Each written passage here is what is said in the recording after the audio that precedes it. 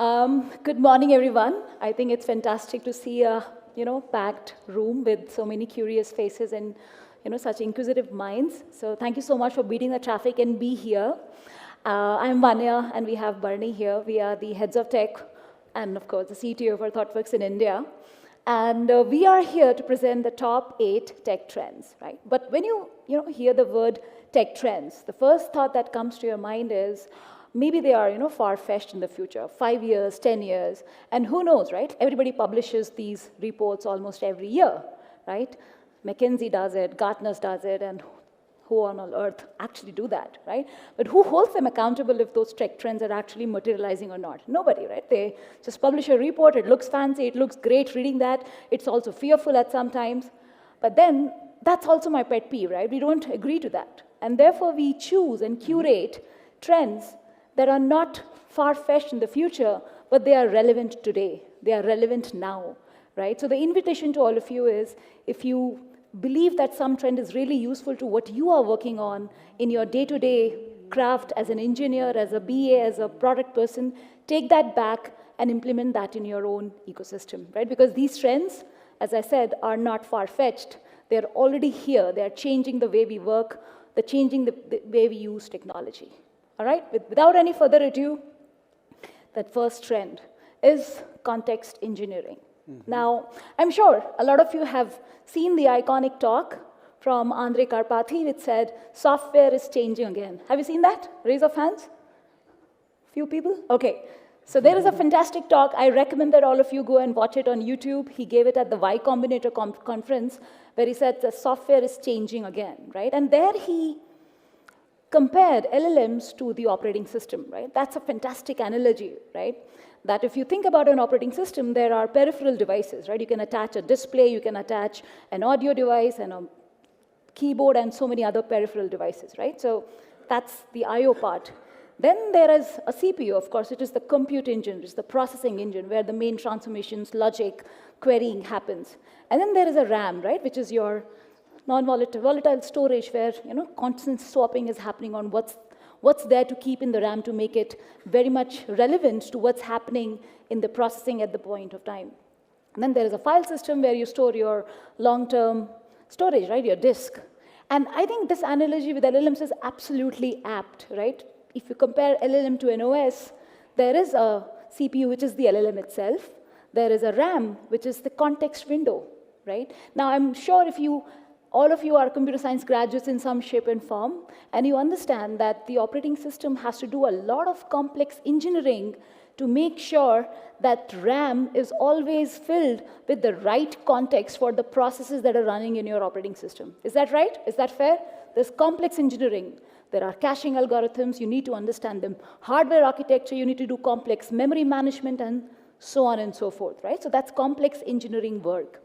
Now, that in my mind is also very much comparable to how we think about context engineering, right? For LLMs, which is the CPU for your modern day AI world, the context window is a space where you have to do complex engineering to make sure that you're keeping just the right amount of context that's relevant for the next step, right? Now, if you're doing any serious production-grade systems, right? Using AI to build production-grade systems, or for that matter, the decade of the agents, right? You're building agentic architectures. Now, there are going to be long-running sequences, right? So there's going to be an agent calling long sequences of LLMs and tools and LLMs and tools and on and on and on, right? Now, what happens when you do this long sequence of LLM calls, tool calls, interleaved, right? You're accruing a lot of feedback from the tool calls, right? You're accruing a lot of context and filling that context window at a very, very fast pace. Now, are there any challenges associated with this context window filling up fast? Right? There are some obvious ones. You exceed the context window, and then your LLM is absolutely clueless on what to do. You probably burn a lot of money because every token counts. It's money that you're burning. And of course, the performance of the agent is going to decline. Right? So these are the 3 issues I'm sure all of us, as even AI users, not builders, do understand. With me so far? Make sense? Right? Now let's dig deeper, right? What are some of those very specific challenges that are underneath these three Uber-level challenges, right? The first one is context poisoning. Now, what I mean by context poisoning is if during any time in your long sequence of LLM calls and tool calls, some sort of misinformation or hallucination, Venkat said, alternative information makes its way into the context, right? It's going to poison your context, right? And that's when your agent will get fixated on non-realistic goals, right? So Google, when it released Gemini 2.5 Pro, they also released a technical report along with it. And in that, they said that when the Gemini agent was playing Pokemon, the game, right, in somewhere in the long chains of execution, it imagined some game states, right, which did not exist, right? It imagined some game states, and then it got fixated on some goal that was never supposed to be accomplished, right? So that's exactly what is context poisoning, all right? There is some hallucination, some misinformation, which is completely leading your LLM to make nonsensical strategies to do something that is not supposed to do, all right? That's the first one. The second one is context distraction, right? What I mean by context distraction is that amidst these long calls of tools that you have provided to your large language model, it has accrued so much history that it is over-indexing the history itself and completely not focusing on what it has learned during its training, right? So it's completely focusing on the steps that it has learned during the tool calls in its history, and it's trying to repeat those steps over and over again without thinking about how do I build more novel strategies to break out of what I'm doing and move the problem ahead, right? So that's what is context distraction. And I can say that smaller models have a lower context distraction ceiling, right? So while you're building your AI systems, you need to think about what model to choose because context extraction, context poisoning are real problems, and therefore the need for the whole context engineering that we are talking about. The next one is context confusion. Now, there is something called as too many tools, right? I'm not sure if you've seen the Claude Codes system prompt. 80% of that is tool information. Can you imagine? 80% of the prompt, it's about 25 KB if I remember the exact size of that. And 80% of that is just tools information, right? Now, what I'm trying to make my point on is that if you give your large language model too many tools, at some point, it will try to make irrelevant function calls, right? Even though if it is not supposed to make a function call, it will end up making that function call and thereby adding some superfluous information into the context and again going down a bad path, right? So that's context confusion. And last but not the least is context conflict. Think of it like very severe context confusion, right? Like more severe symptoms of context confusion where since we are using various knowledge systems, we're using various tools to accrue this context for our job at hand, it's possible, it's very likely that the information that your model or agent has fetched from various sources, they disagree, right? There is a conflict between them, and that can lead to conflict clash, right? And that point of time, it can try to, again, influence what strategies your LLM is making and completely derail the path of, solving the problem. So you see the point, right? That it's not just hallucination, or it's not just the cost, it's not just, not doing the right thing. It's so many deeper things that we have to think about. And that's, in my mind, is the genesis of a complex research topic called context engineering, which is very much relevant. And I think all of us have that job to understand how to engineer the context in a really good way, right? And Andre Karpathy says, the definition that he again uses, that it is the art, delicate art of art and science of filling the context window with just the right amount of information for the next step, right? So from art of prompt engineering, we are going to the science and art of context engineering, right? So this is a logical architecture of what context engineering really encompasses.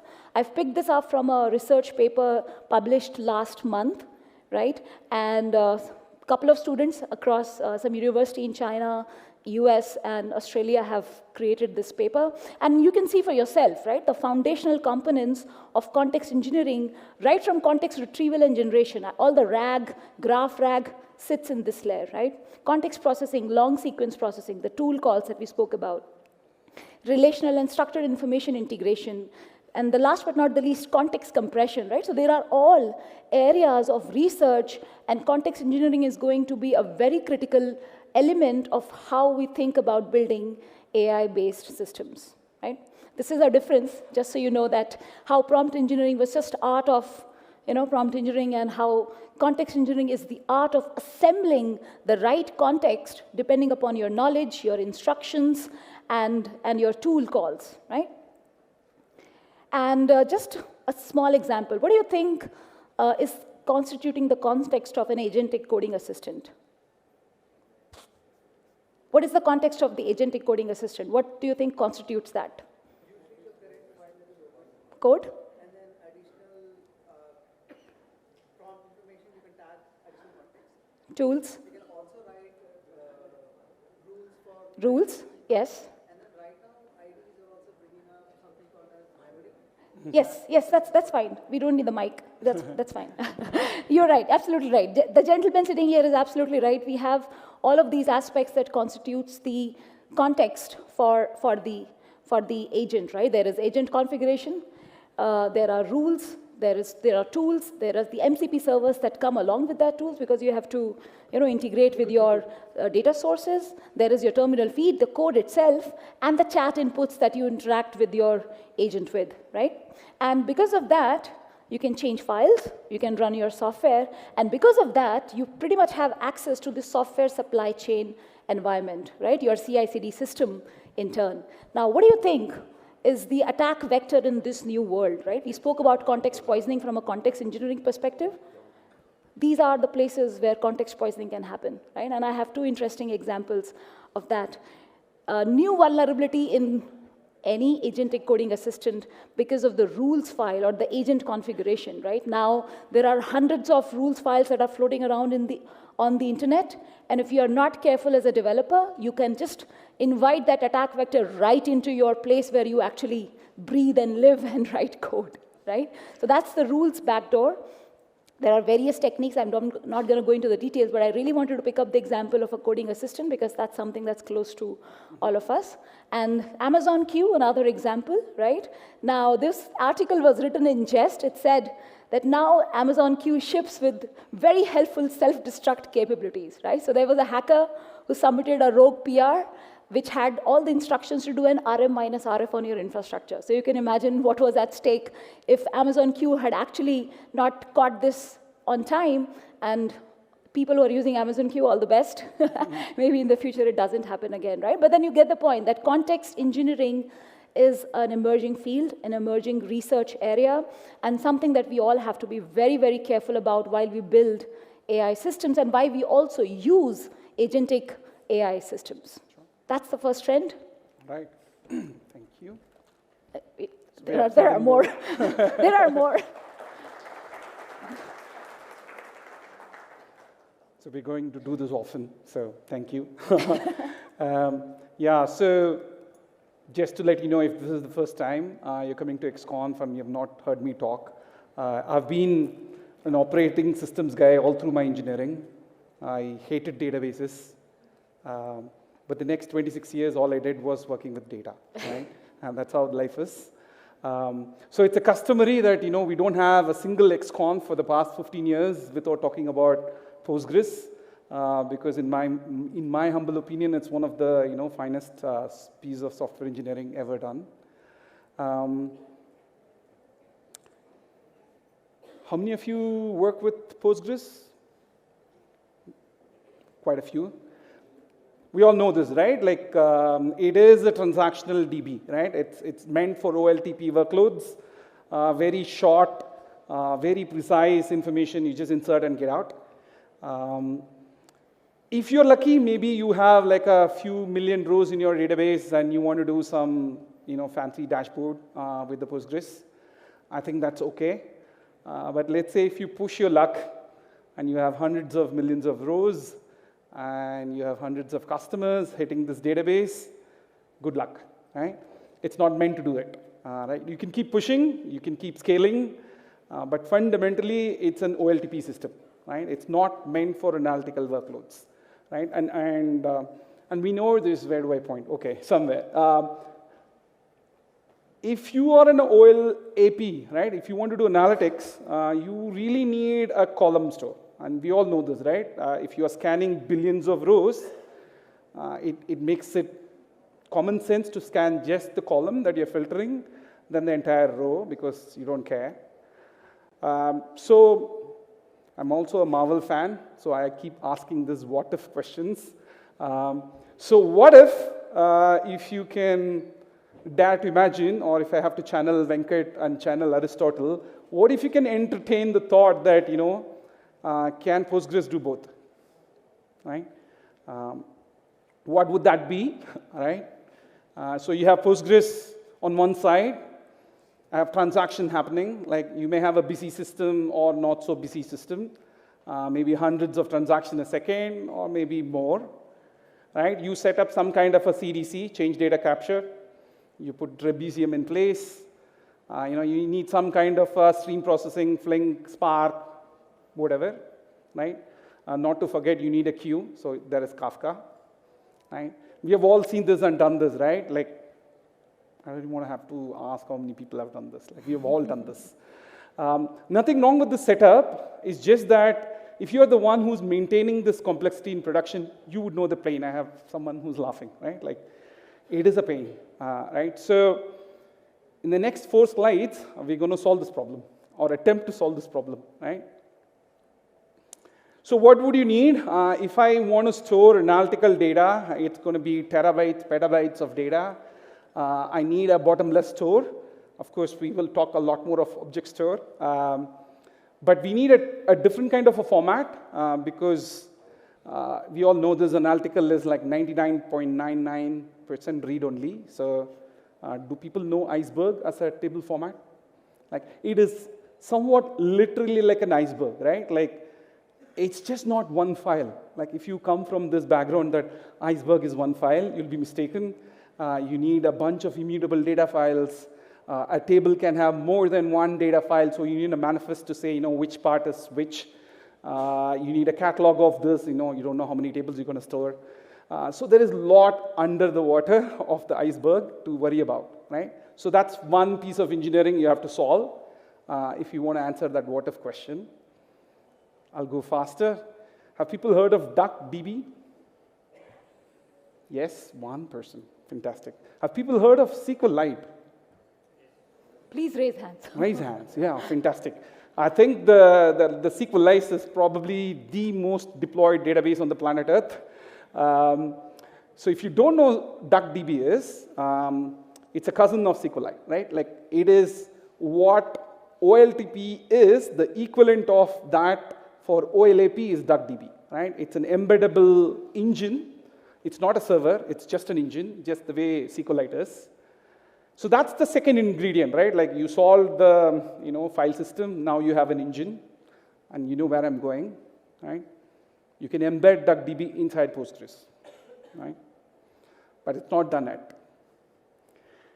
We all know this, right? Like, if you are streaming data from Postgres and maybe into Iceberg, that's not going to work.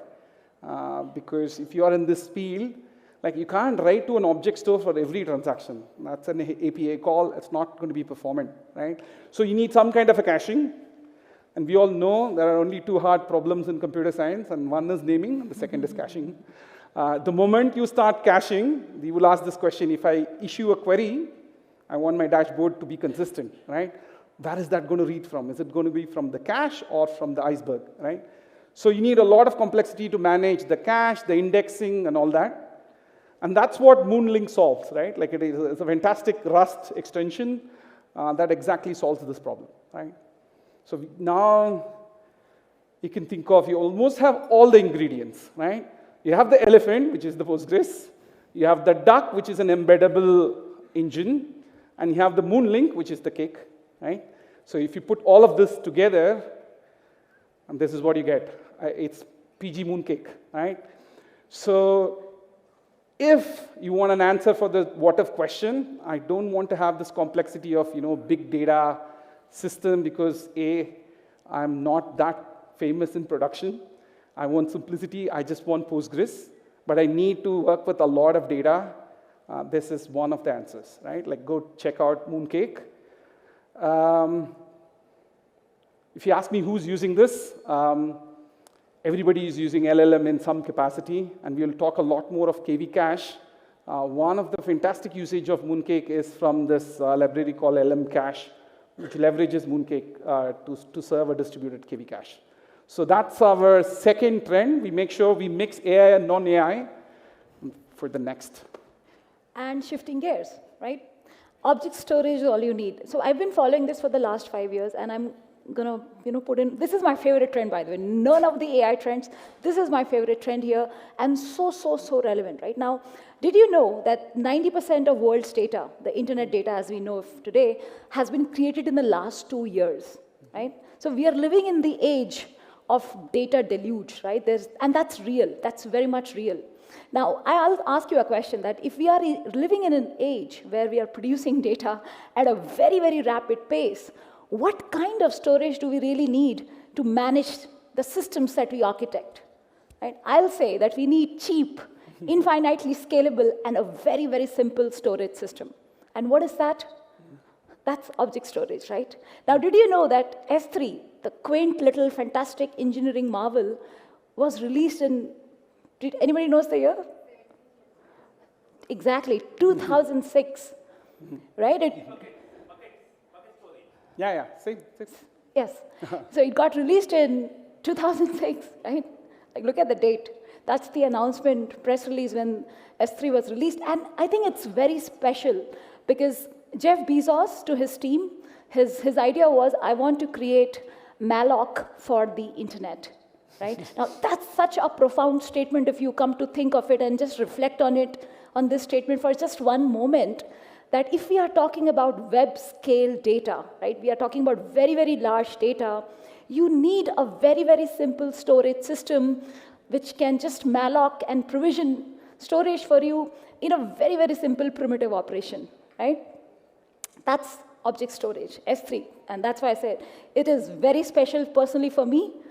And the reason I say that is, as I said, it's the malloc for the internet, that when it got released, they also released these architectural principles along with it to go, right? Like the principles on which this storage service has been created, right? Simplicity, as you can see, features as a very sharp principle that drives the rest of the primitives along. And this is what exactly cloud native is, right? You are thinking in terms of primitives, simplicity, and S3 or object storage is a fantastic example for that, right? Now, yes, it is highly scalable, it's high throughput, but it definitely has high latency, right? The time to first byte is high, of course, because it's making a round trip to an object store. There is a metadata lookup, and you are fetching that over an HTTP call. So it is, after all, an HTTP key value pair over an HTTP, right? Now, can I use object storage to actually build serious production-grade databases? What's the answer? Can I? Can I not? I can? I can? I don't know. Yes, we can, of course. You know, that's the beauty of this, that back in 2020, Databricks released this paper called Delta Lake, High Performance Asset Table Storage over Cloud Object Stores. I think this was, in my opinion, a defining moment in our technology industry. Did not get as much hype as what AI is really getting, but a really defining moment, because from there on, we'll see that I think Snowflake and Databricks pretty much realized it much sooner, right? I'm not sure if you know, but Snowflakes and Databricks are all built on object storages, right? Like the underneath, if you open up objects, Snowflake and Databricks, you will see that there is object storage, and therefore you can deploy them in any specific cloud, right? Because cloud storage is provided by all the cloud providers, right? And that's where the open formats came into picture, right? How do you bring ACID compliance properties to something as quaint and as low level as object storage? And that's what I think Bharani was also talking about, the iceberg, the Delta Lake, Hoodie, right? What, at the end of the day, they are nothing but transaction logs, right, the write-ahead logs, and compacted in Apache Parquet format, right? So that you still hold the data on your object storage, but the querying, metadata lookups all become much cheaper, right? So that's the beauty of building a production-grade OLAP system at scale for web-scale data using object storage under the hood. And the list doesn't stop there, by the way, right? The list goes on. Neon. So Neon is serverless Postgres, right? It's serverless Postgres built for the cloud. Again, if you would notice, the underlying storage mechanism here is object storage, right? So these architectures that I'm going to show you now are quintessential examples of how do you separate the compute from the storage, right? So you have one single storage, but you have multiple stateless compute nodes. And what it really enables is that your compute nodes can just connect regardless, right? One compute node goes down, doesn't matter. You have multiple stateless compute nodes which can pick up the processing from where you left, right? So that's the beauty of architecting web-scale systems using something as primitive and simple as object storage underneath, right? Turbo Puffer, another exciting, fantastic, like again, one of my favorite technologies. We've also published this in the last technology radar from Thoughtworks. What is it? It's a search engine, right? So it supports a vector search and full keyword text search as well. And the beauty of this is, again, that all the data that you have is stored and indexed in object storage, okay? But then there are very high compute nodes, high memory compute nodes right in front, which caches the data that gets searched more often so that you can have lower latency, the problem that we have with object storage in general, right? Again, a fantastic engineering marvel built on simplicity. And I love their tagline, search every byte in your organization. I'm sure if you have ever built any search system, you would know that it's really memory intensive, right? Storage intensive, compute intensive. But with technologies like this, you can bring your total cost of ownership dramatically down because you're using a primitive like object storage underneath, right? Warp Stream, right? Kafka on easy mode. I'm sure people who are sitting here have burned their hands with managing and provisioning a production-grade Kafka cluster, right? It's not trivial at all. Warp Stream says, run the demo in 10 minutes, right? Kafka on easy mode. So Warp Stream is a Kafka-compliant software system, right? And again, the storage layer, as you can see, is based on object storage, right? Now, the point that I'm trying to make is that while all of us as architects, as developers, architect such systems, we don't have to miss, the quaint little service object storage and bring that back because that's what is going to let us build scalable, reliable systems for the future, right? Did you know for at least Warp Stream, the cost of data transfer between the various availability zones is absolutely zero because object storage takes care of it, right? So that's why the overall cost is zero. And if you look at their release dates, all of these systems have been released in the last 3 years. So we're already seeing that trend materialize that object storage is really all you need, right? And the list can go on, But that's the third trend that we have for you. Right. Okay, so it's my turn to talk about AI. And what's confidential AI, right? Like to me, it's almost like an oxymoron, like AI is not confidential, right? How many people are building AI systems, be it RAG or agent? Show of hands, few, okay. We all know this, right? Like none of us build AI products with anger in mind. It's built almost, it's your baby, right? Like, please don't break it, right? There are tons of ways in which you can break it. And as and when we are getting serious about these products in production, you have to start thinking on security, like Vanya spoke of, like potential attack vectors. So I was preparing for this keynote for a very big bank, and they are very serious on security, and I was doing this research. Now, what is the state of the art when it comes to security and AI, right? That's what made me stumble on this piece of tech. So have people heard of this term, confidential computing? Yes, no, yes, 1, 2, 3 people. For others, right, like my simple explanation is this. Do people use UPI? Everybody does. In some sense, you are using trusted computing. Because what happens, if you unlock your phone with your biometric info, be it Android, iOS, or any kind of phone these days, there is what they call a trusted execution environment. I mean, this is the problem with the security industries. Different people call it differently, but they all mean the same. So in this paradigm, the security is not just given by the operating system and your application. The security is given by the silicon itself, right? So if you run a process inside the security enclave, nobody, including the manufacturer, the host, the root administrator, can look into what's going on, right? And that's guaranteed by the silicon, right? So this is as much as you can get state of the art in security. But the catch is this, right? Like what's available on the phone is also available on the server for the past decade or two, right? Like it's been there for more than 10 years. Be it Intel, AMD, almost all microprocessors support this.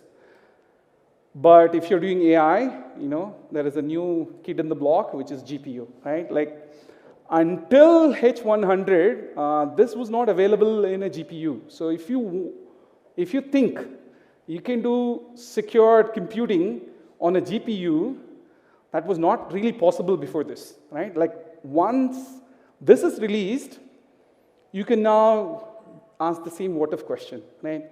What if you can extend the secure enclave that's there in the CPU on the server and extend it to a GPU?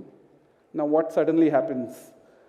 You get security not by your model provider, not by your hosting provider, but by the hardware layer itself, right?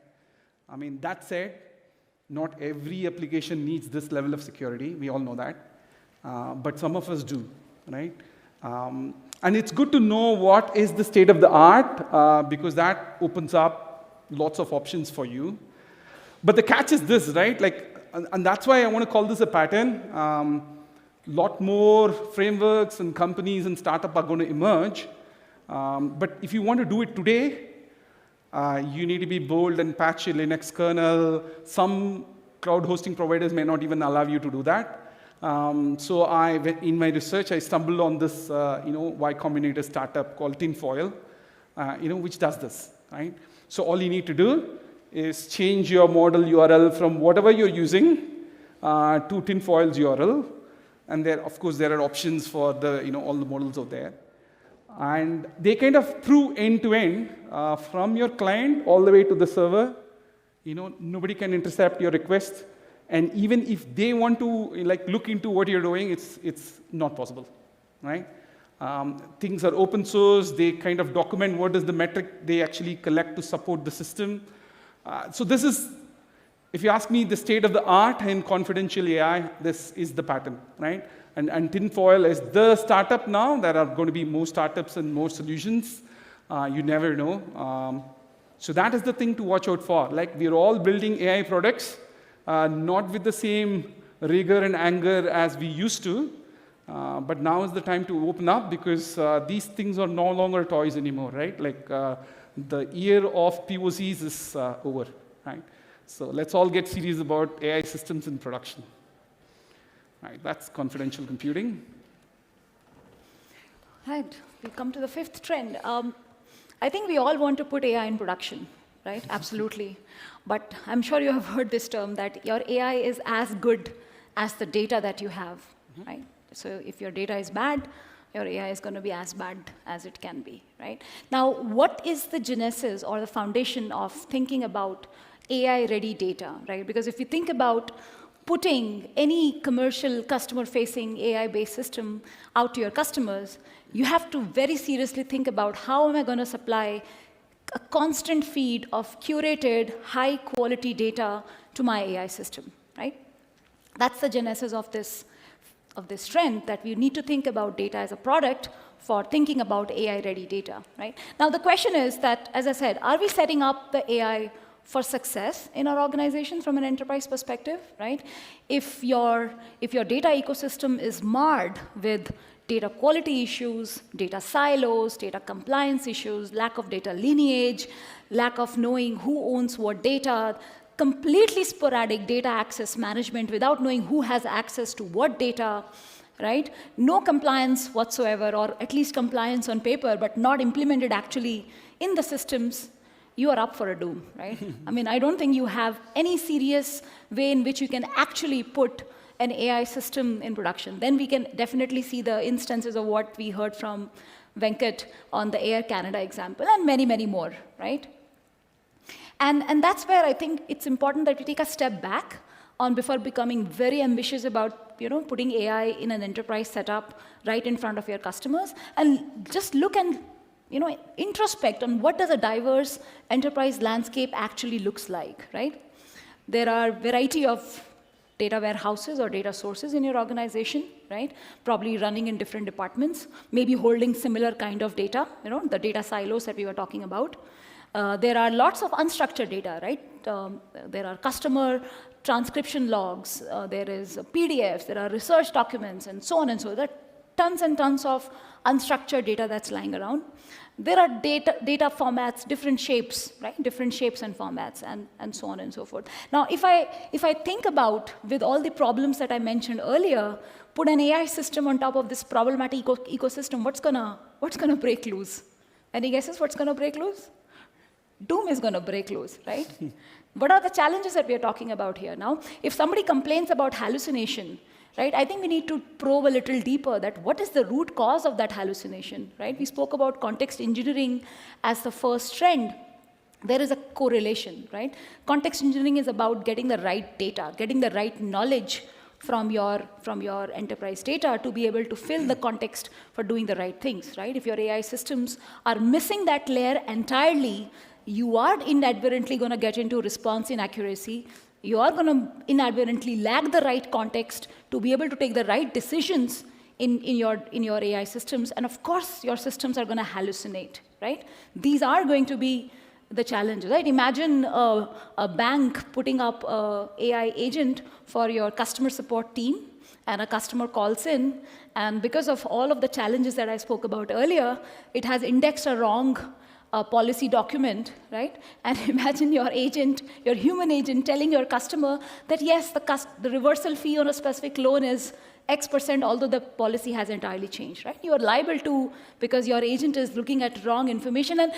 And of course, I'm sure you know that AI is going to project a highly plausible use case with so much confidence that it almost makes you believe that it's saying the right thing, right? Did you hear about the cursor example where it sent an email about how you need to have 2 licenses if you're using 2 devices? Mm-hmm. Yeah. That was all AI generated, right? So this is an example of how you risk your reputation, you risk your trust with your consumers, trust within your employees who are using those AI systems completely. Mm-hmm. What is missing here is a semantic layer, right? But I think before we get to that, if you look at the way we have moved forward from a data modernization perspective or using data for making decisions, we no longer are satisfied with just dashboards, right? We just don't want insights. We want our agents to take actions, right? We are talking about automated workflows, right? We are talking about automated decision making. And if that has to succeed, right, that means I want to have right information passed on to my employees and my customers at the right time. I want them to have higher productivity so that they don't have to keep on reinventing the wheel. And I want strategic decisions and actions, right, to be taken in the value chain without some human intervention. I need, as I said, a semantic layer in between to operationalize data reliability, right? So data reliability is the key word here before we put any AI system in production, right? We need to think about high quality data. We need to think about data observability. I'm not saying new things, but I'm just trying to reconnect with what we are hearing today to what we have probably forgotten for the news, new stuff on the block. We need to think about the right guardrails. We need to think about data governance, compliance. We need to think about how do we provide right, trusted data to our AI systems, right? Data that can be trusted, data that can potentially make it visible that what are the quality metrics that are associated with it, right? What is it freshness? What is it availability? When was the last pipeline run? And so on and so forth, right? The right metadata about it, right? The business ontology. From a business ontology perspective, what does order mean? What does amount mean in a different context? All of that information has to be made available in a holistic way to your agents to be able to take right decisions on top of your enterprise data. Right? That's where data products come into picture. When you start thinking about your data, not just as a data set, but data as a product, right? It changes the equation, right? How do you create trust in the data that you're supplying to your AI system? And that's where these principles of DATSIS comes into picture, that my data product needs to be discoverable, right?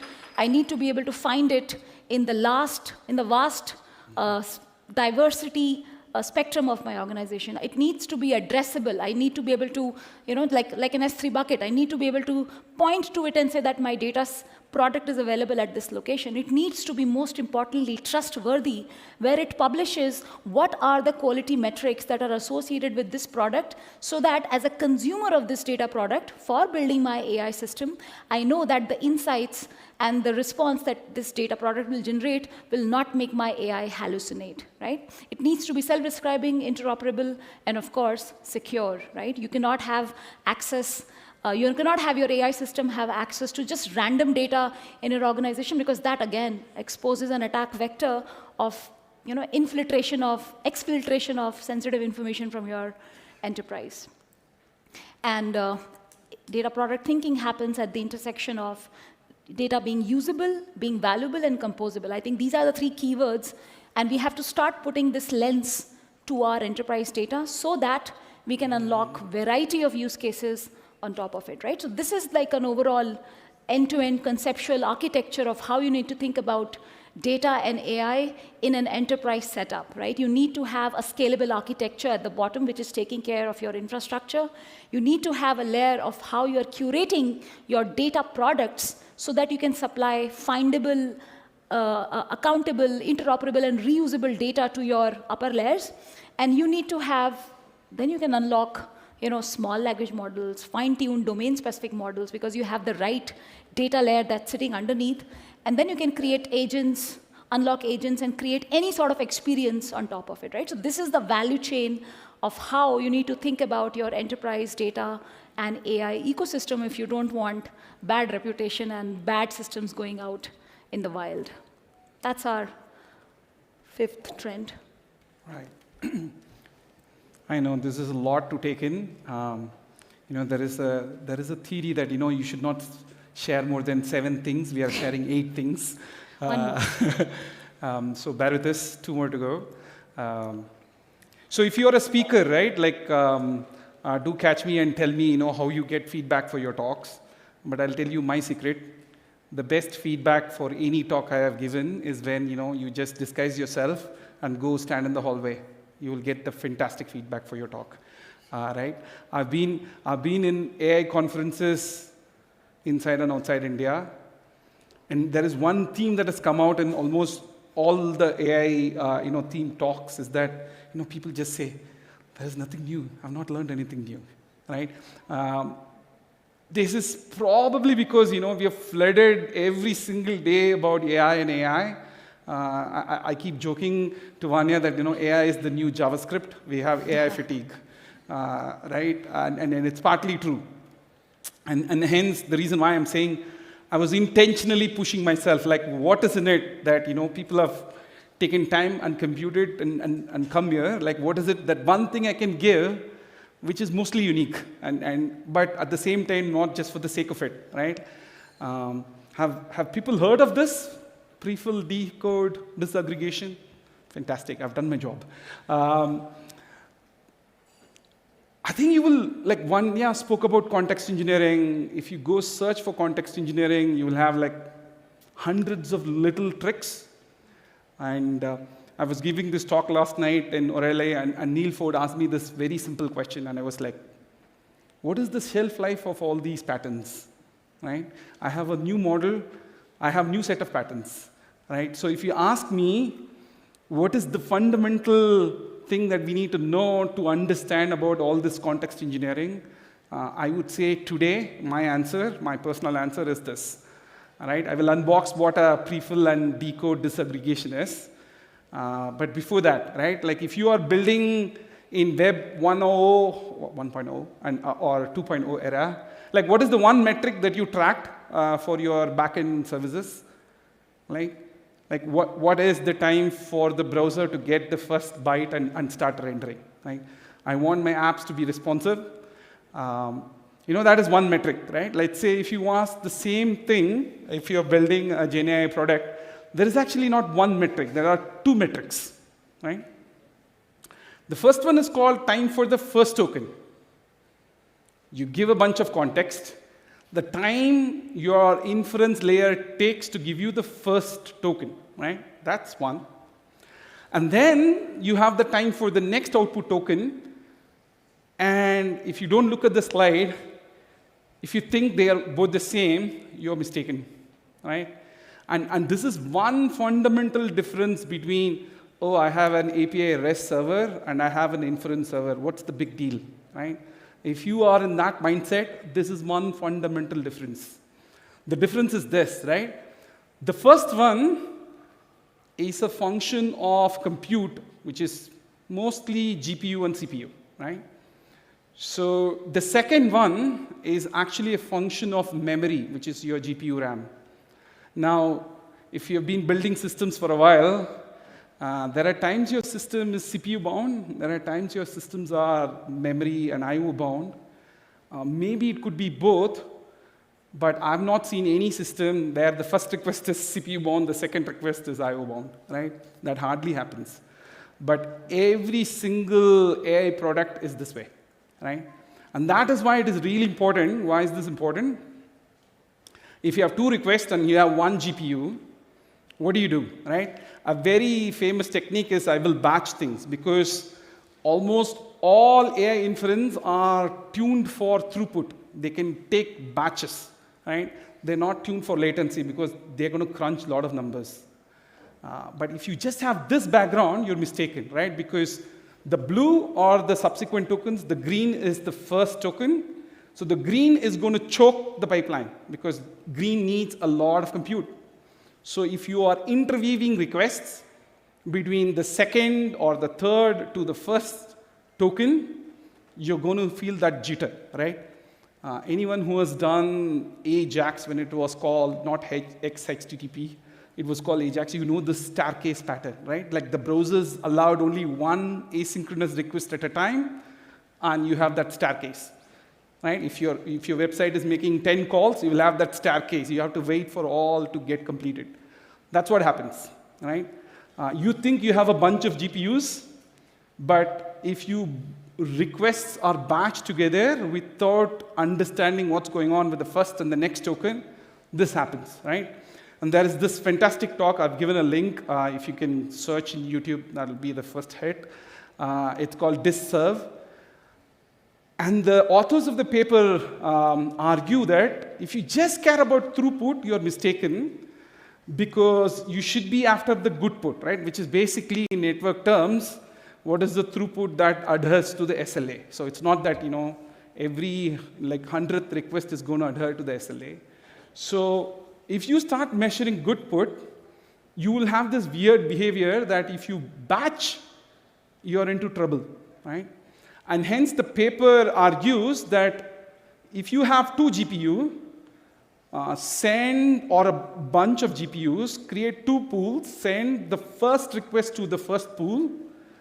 The subsequent tokens make sure that the other batch of GPUs, take over. Now, if you do that, they claim it's out of the box 2x improvement because of this choking problem being addressed, right? Like one pool is not choked, right? It has some GPU, but mostly it's memory bound. It's going to churn out.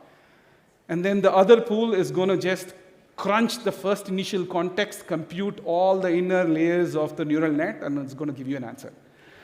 So this is not very intuitive. A lot of people miss this. The reason why I kind of linked this to context engineering,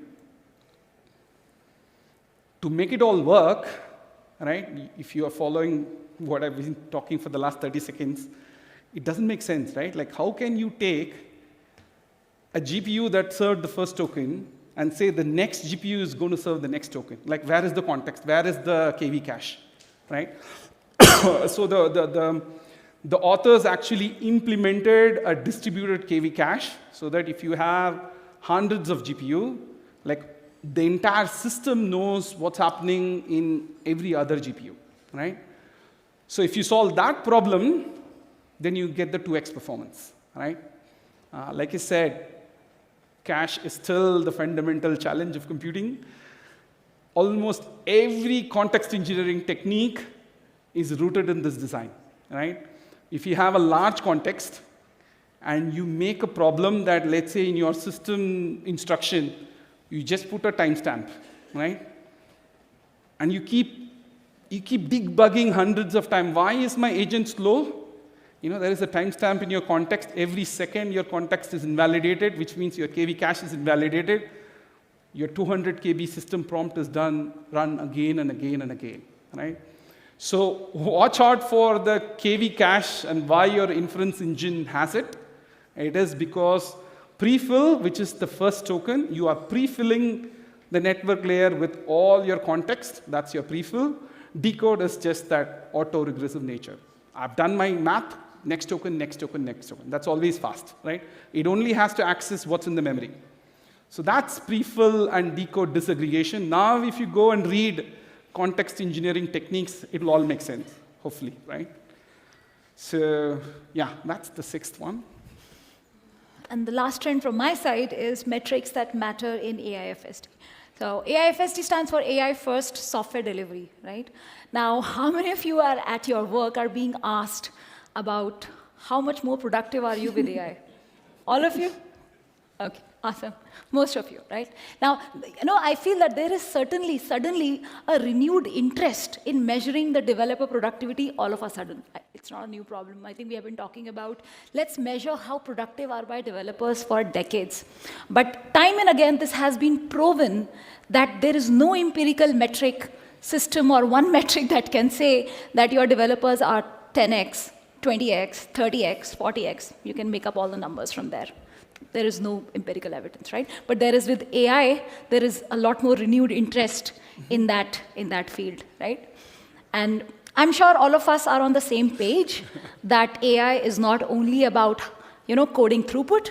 AI should impact the entire software delivery value chain, right? It should be end-to-end, right? From research, planning, coding, design, development, testing, operations, right? AI ops, I'm sure you have heard of it. So AI should impact the entire software value chain.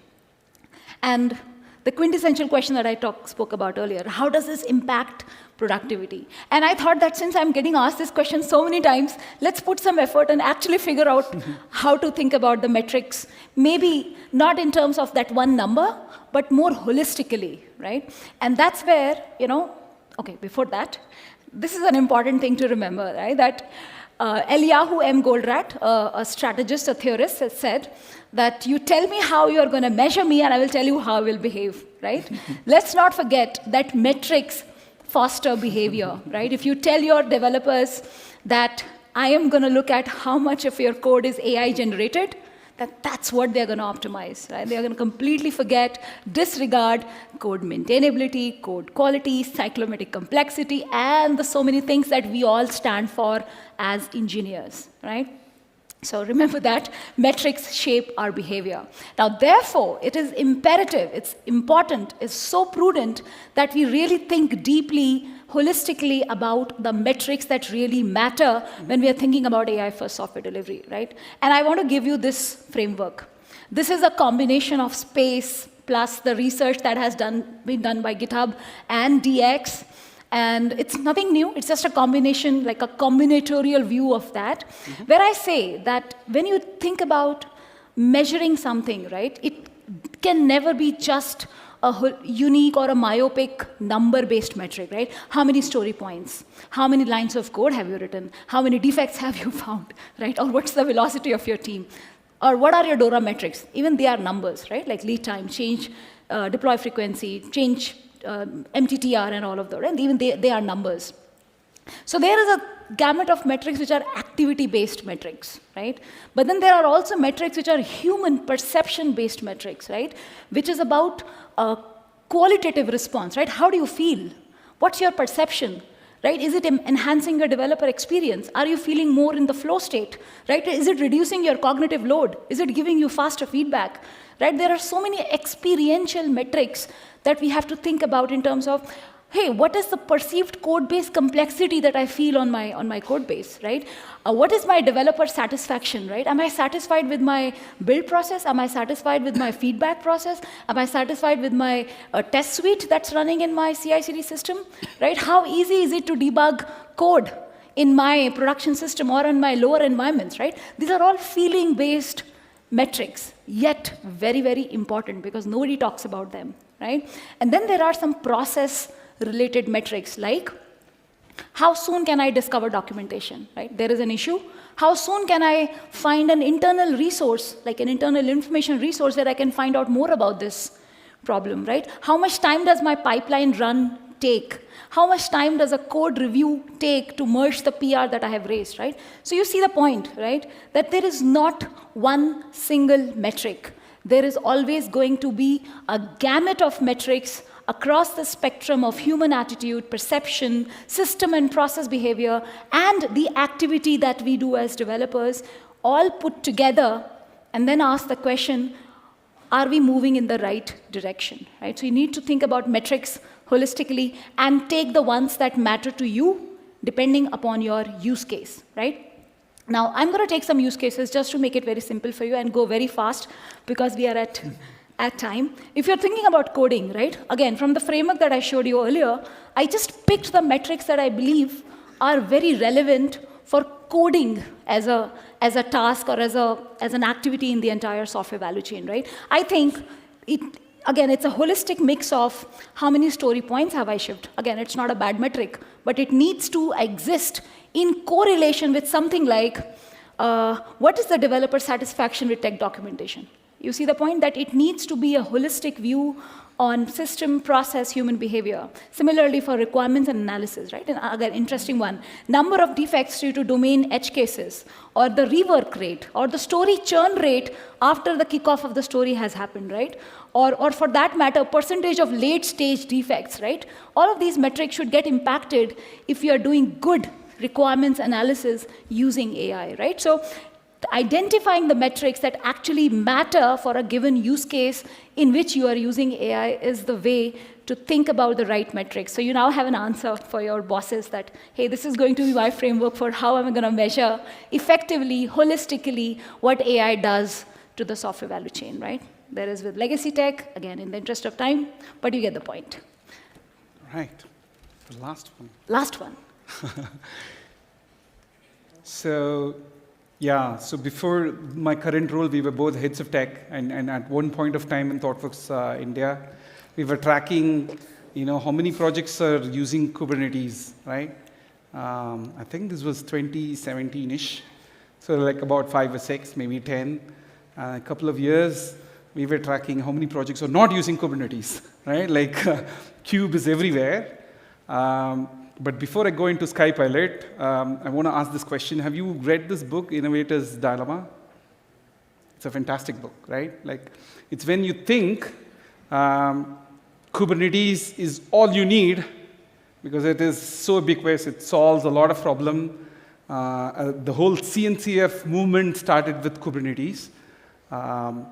And let's be clear, we all love Kubernetes, right? Like for what it solves. I can build a complex system, deploy on-prem, take it to cloud, take it back. It's all possible because everything is a kube primitive, right? Like that's how it's abstracted infra.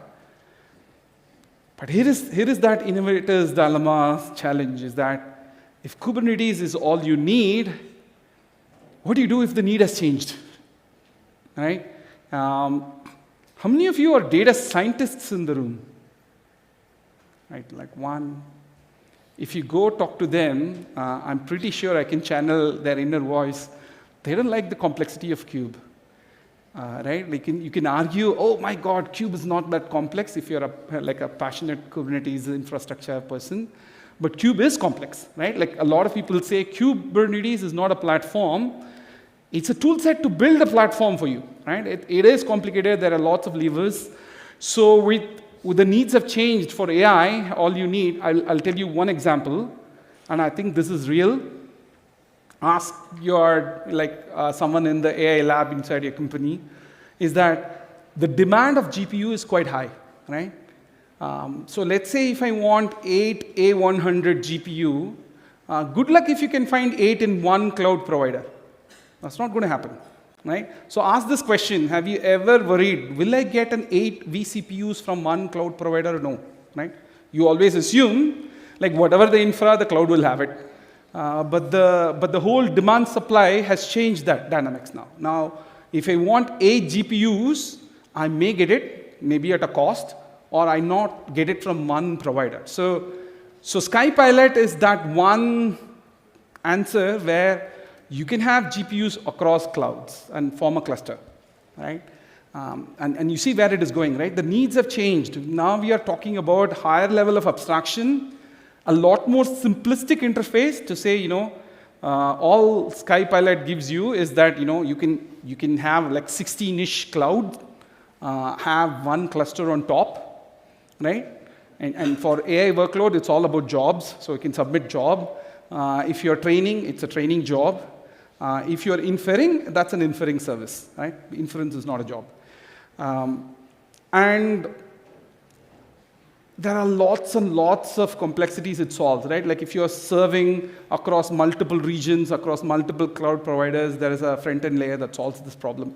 So yes, Kubernetes is not sitting silent. If you're watching this space, there are a bunch of initiatives to make Kube very friendly to GPU. If you've heard of LLMD, that's one answer. There are many, many answers from the Kubernetes ecosystem. So watch out for SkyPilot, and we want to end the keynote by saying, of course AI is everywhere, and we all know this. Some of you in the room could be an optimist, right? And it's okay to be an optimist. In fact, it's fantastic to be an optimist. Some of you could be a pessimist, which is still perfectly fine.